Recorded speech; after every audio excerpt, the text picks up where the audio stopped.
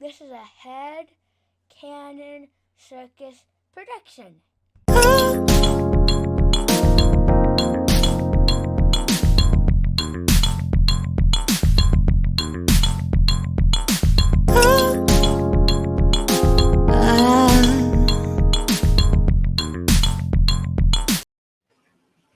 Hey y'all, what's going on? What's going on? Once again, Gladiator Cypher Podcast. We back with another episode. Definitely a music heavy episode. So all the music fans out there, make sure you lock in, share it, like it, subscribe, tell your grandma tune in. Because we about to get it in this episode. Going to some classics too, man. I'm excited.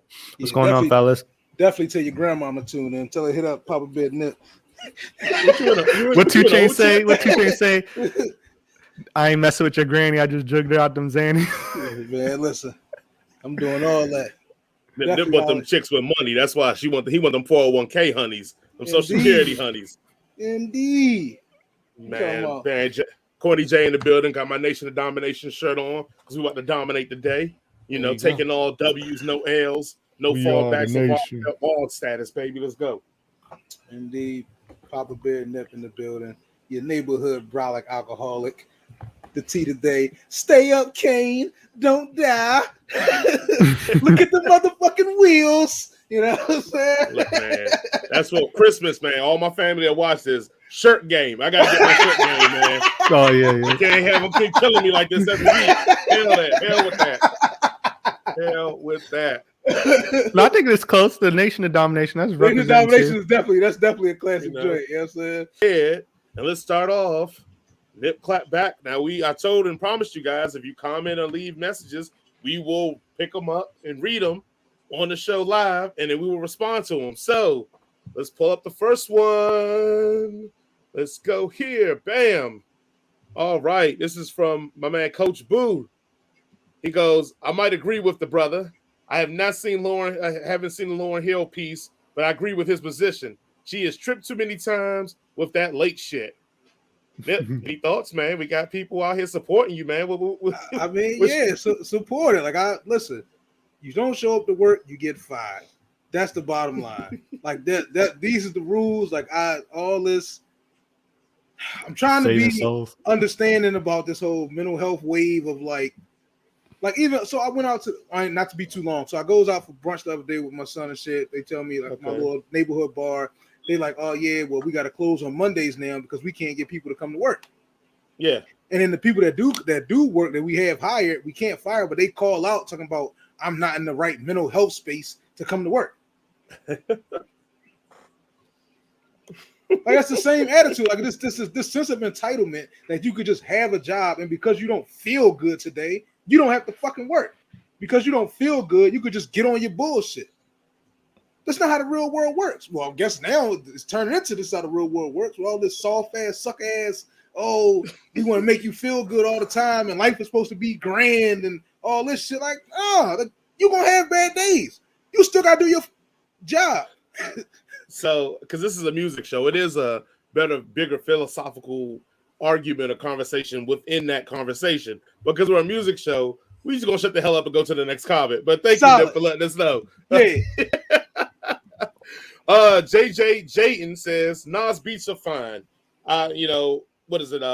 It was written. I am still mad at God's son. Life is great. Life is good. And Untitled have great production overall.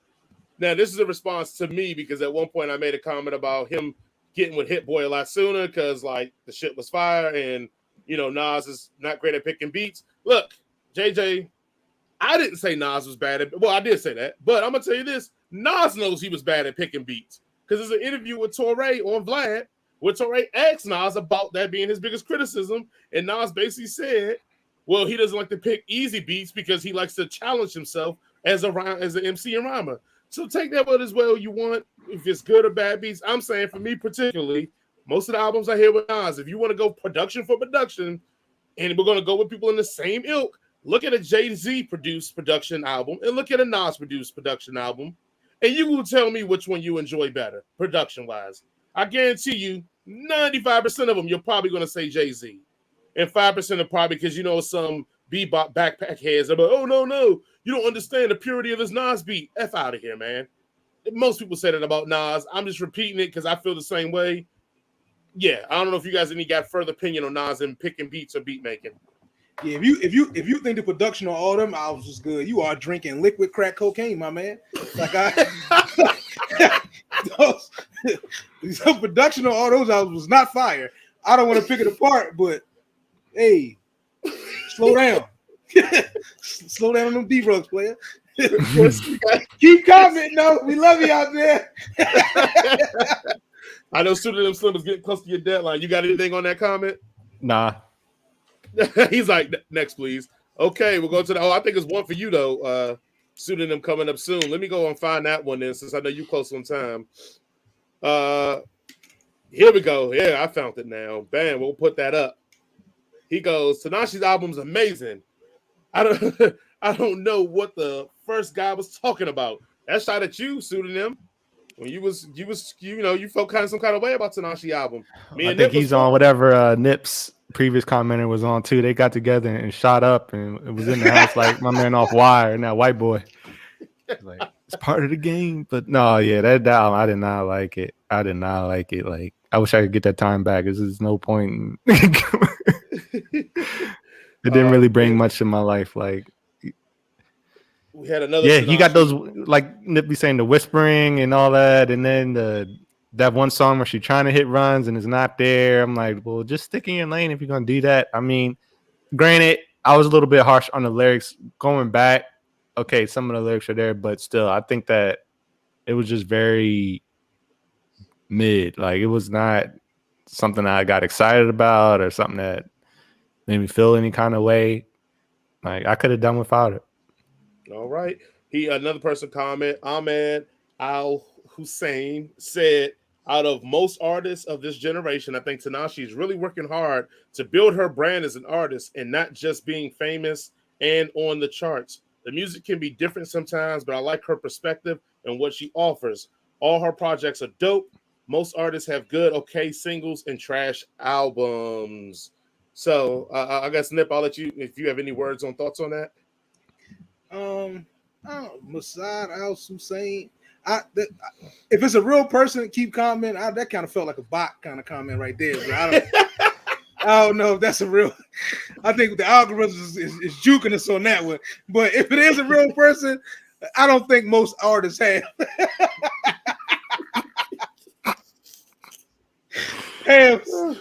The good artists have good singles and good albums. Do a lot of artists have bum ass albums? Yes, I agree. But if it is a real comment, I feel you, brother. Sometimes we'll give her a chance. I personally, I like the Tinashe album. We both rock. But she does a good job of like branding, because I remember her like a bunch of albums ago, like coming off. She had a good presence online. I think she had like a YouTube or something like that where she would kind of debut some of her videos that she had shot before she really got popping. Mm-hmm. So I think a lot of her fans have kind of followed her on this journey and seen her evolve over time, which is cool. Like, go ahead, build your brand and everything. I just didn't like that last album. Chris had to throw that in the end. Like, I just didn't like the album though, so y'all can stop talking to me. Kiana Madison says, yay, and I love Dre, but Dre mainly did things for the West Coast outside of 50 and M, but Ye creates for everyone, literally. And they are both actually working together on the, I kept saying, Dondi, but until it comes out, I ain't putting an A on it. It's still Dondi to me. On the Dondi album, and not to mention, without Ye, Jay-Z wouldn't be as legendary as he is today. That's just facts. He saved his career. Whoa! I already know Nip about the. Look here. Now, slow down, Nip. Nip, fall back, Nip. I got this. Look here, man. Mr. Madison, man. Look here. I'm at to talk to you, man. Don't say nothing about ever Kanye making Jay's career legendary. Jay's career was legendary at the Volume 2 hit and had the whole street singing Annie. That's when he became legendary. Now, if you want to say he helped him become the GOAT, then I can say, all right, but cool. But we can have that argument about that. But don't say he became legendary, because let's not get it twisted. We want to go through it. All right, if you want to say Volume 1 like Nip does is a dud, and you want to say Volume 3 is a dud, okay, whatever. But then you still got Dynasty, was a banger. With Ye only had one song on that. And somebody, he made him legendary. Only had one song on that. Then if you want to go to the Blueprint, Ye had, I think, 4 or 5 songs on there out of a 12, 14 album song listing. Like, we're not going to sit here and act like Ye made every single song that Jay-Z. Like, no, we're not going to do that, man. We're not going to do that. Because then if you're going to say that, then where's the love for Timberland? Where's the love for Pharrell and Neptunes? They all had a hand in making Jay legendary. Where's 88 Keys? Where's come on, man. That's a fact. We know it's just Blaze. Like, come on, man. Blaze. What's Beats? Like, why we gonna do this, man? So I'm sorry, man. I hate when people be trying to minimize Jay. Because Ye did, man. Stop that, man. All right, my bad, Nip. I'll let you take the floor from here because I know. What I was going to say was no. I amend my comments from last week. I will put Ye over Dre for that same fact. I went back and started listening and shit. I was like, nah, I think Ye. If we go off just quality, it's a little bit tighter. But if we go off of total catalog, Ye got him. Ye got Dre. Yeah. Absolutely. That's why I kept arguing, like excluding their catalogs individually. Because Ye. I mean, Ye's catalog.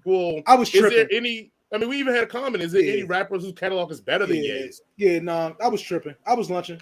I was tripping. Chris, I admit that shit. I was tripping, but that's because last week your soft self was staying on the fence. I can't choose. I love them. It's just like 2 of my babies. I can't choose. Yeah, I was tripping. I was lunching. It's definitely Ye. But as far as saving Jay's career, I can't roll with that. Like he said it made it legendary. He saved it and made it legendary. So I don't know if he saved it. But... I will agree that I don't think he was on legendary status until Blueprint came out. I don't think he was. I think Volume 2 put him on legendary status. I don't listen. The volumes is ass to me. I'm just gonna keep it on. I forgot. Why are we talking to you? Yeah, you're right. So the Blueprint. Let Chris go, man, because we're not doing this with you. Go ahead, Chris. All right, y'all. This has been a nice little episode. Gladiator Cypher podcast. We gotta go. Go ahead, get your Tabo on, cuz I know you gotta get up out of here and get your kung fu. Yeah. Have you drop out? Have you been practicing your art? Do you know your way in the dark? but not this punk right here. All right, peace, y'all. Drake's on me. Drake's on everybody except for this funk over here. Silence. These comments. Oh man. Queen. This is tough. Dre Beats created careers. M50, Game, MWA, Snoop. It took Pac to top 5. Oh, wow. But Ye Beats were Rockefeller, period. But he's still going to go Dre. My man, that's what I'm talking about. Go ahead, Nip. I know you said you decided after you looked at the discography to take Ye, but how do you feel about that comment? I mean, you think there's any truth to that? First of all, Tupac is not top 5. That's numero uno. Numero uno, Tupac is not 5. I fuss with you. You my man, coolest football, all that cool shit. Dre is not top 5. Kanye made beats for a lot more people than just Rockefeller. He had a lot of Mo shit, Common shit. A lot of niggas outside of Rockefeller had Ye beats. He was getting busy for a long time, so I can't rock with you on that. Can't rock with you. All right, and once again, Tupac is not top 5.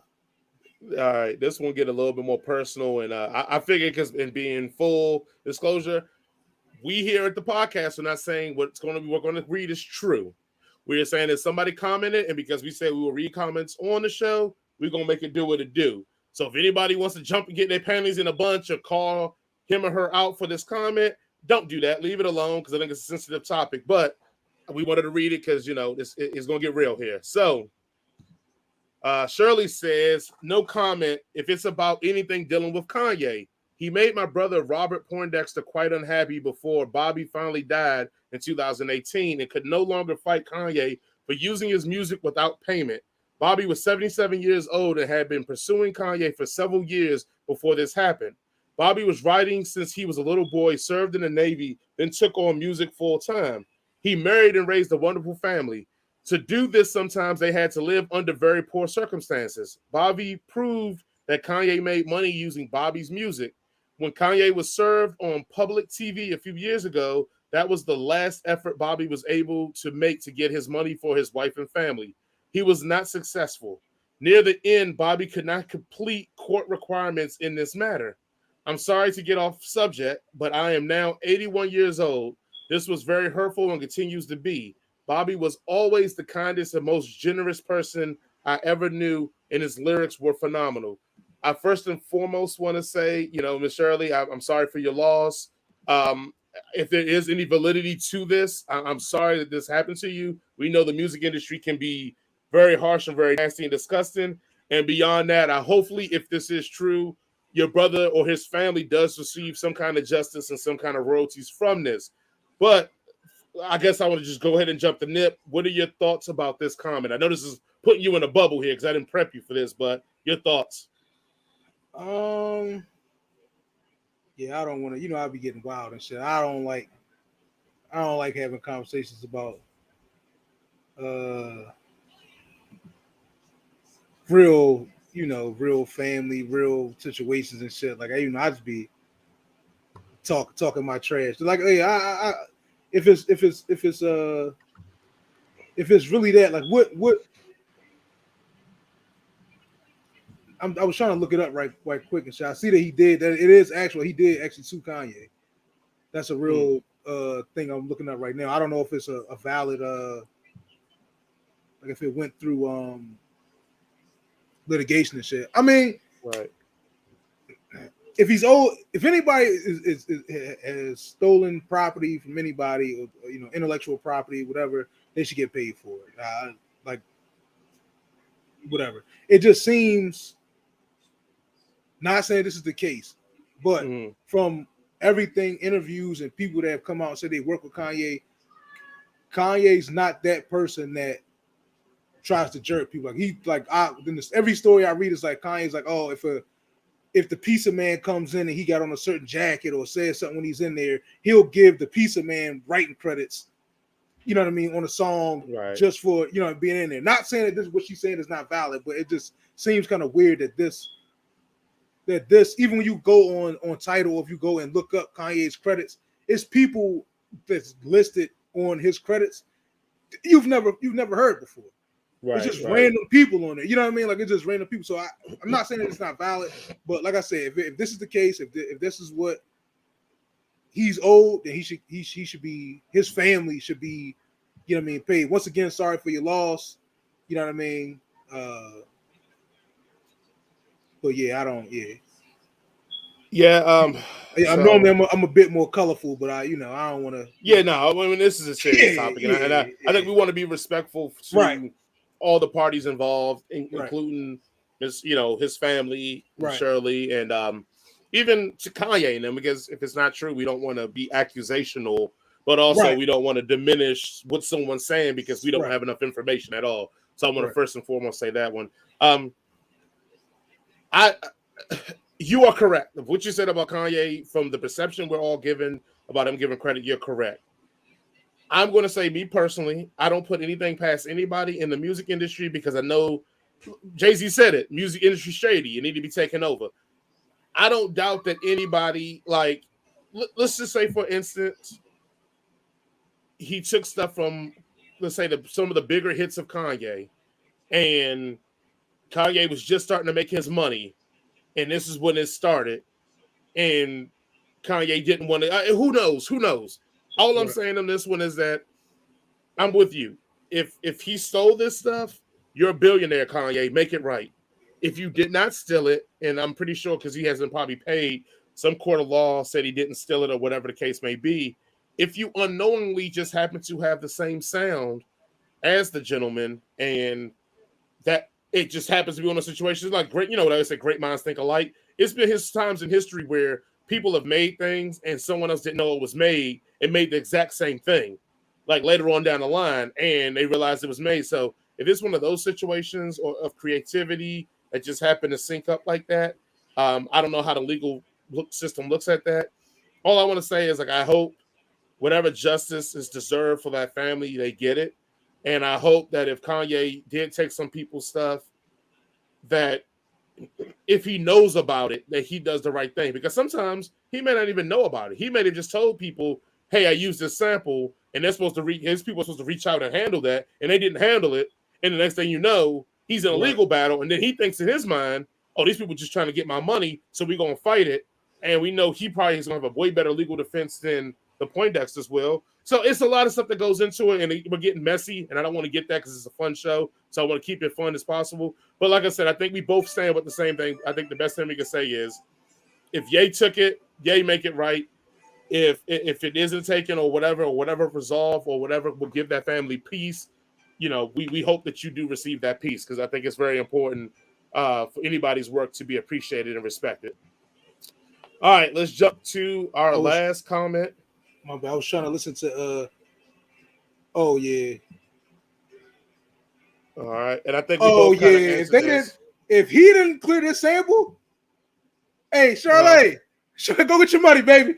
Oh, you heard this song? Oh yeah, go get your money, baby. Go get that paper. What? All that shit we were just talking about. Fuck that. Go get your money. What song is it? What the song Persuaders Trying Girls.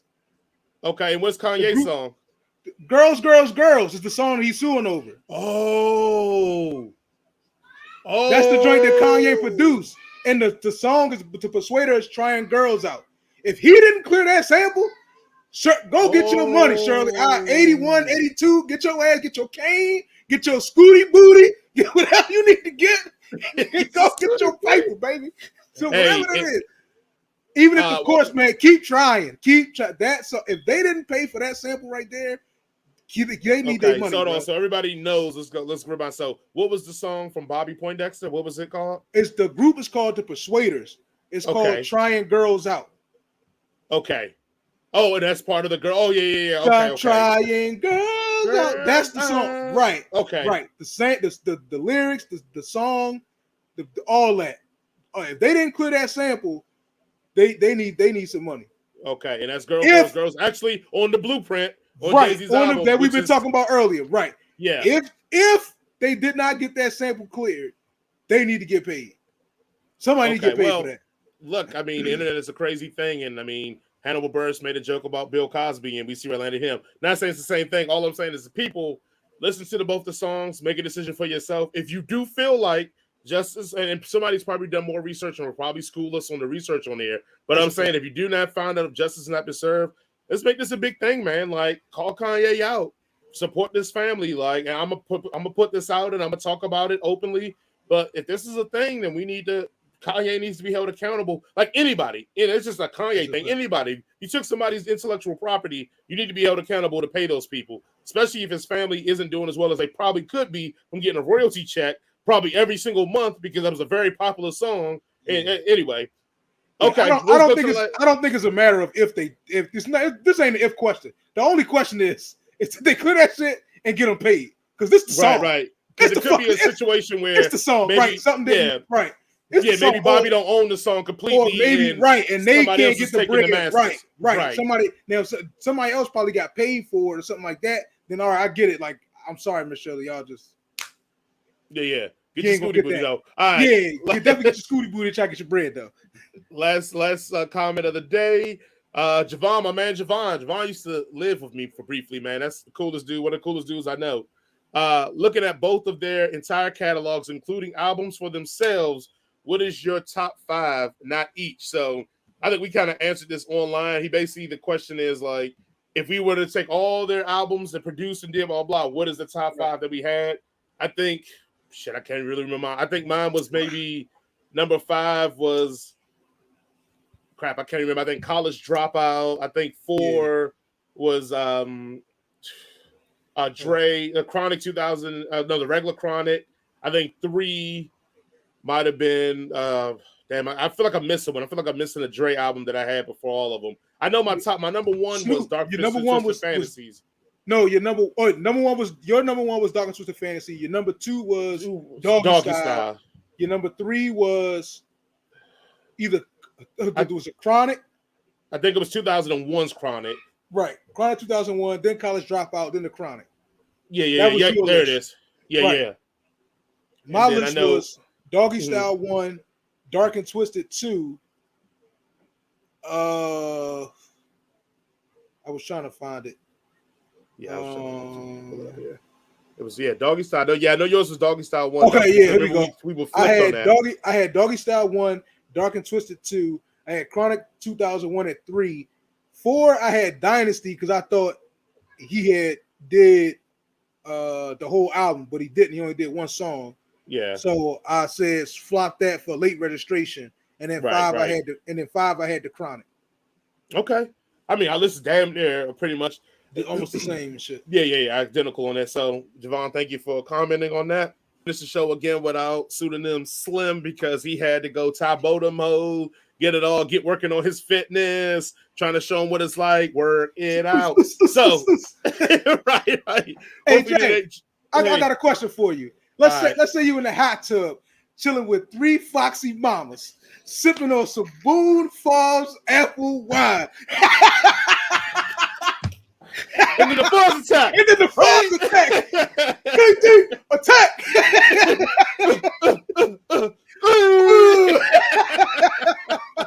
Shout out to A Living Color, still with the greatest each other. I am a fight choreographer, but don't think I can't get down. If anybody wants to live in color, you know what we're talking about. Step to my left, step to my right. Like it's all right. Yeah. Karate. All right, man. It's about to fit to yourself. Queen B. Yeah. All right, who wins in the fight? Dragonfly or him? Oh, no, dog. No, Dragonfly get his ass whooped. At least he can really get busy. Dragonfly get his ass whooped. Shout out to Mandrill for that sample on that shit. Yeah. Oh man. Oh, Jesus Christ. All right, man. Thank you guys again listening to the Gladiator Cypher podcast, man. Guys, please remember to like, share, subscribe, follow us on everything: YouTube, Facebook.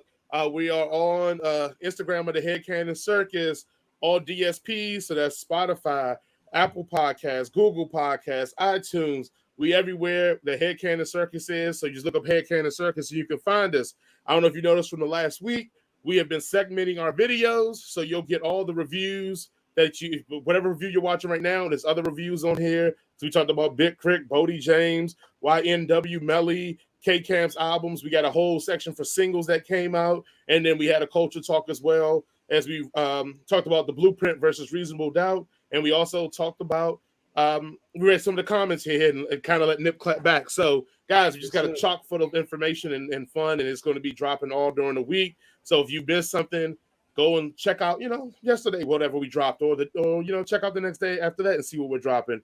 But we always appreciate it as always. Nip, my man, any closing words? Yes, sir.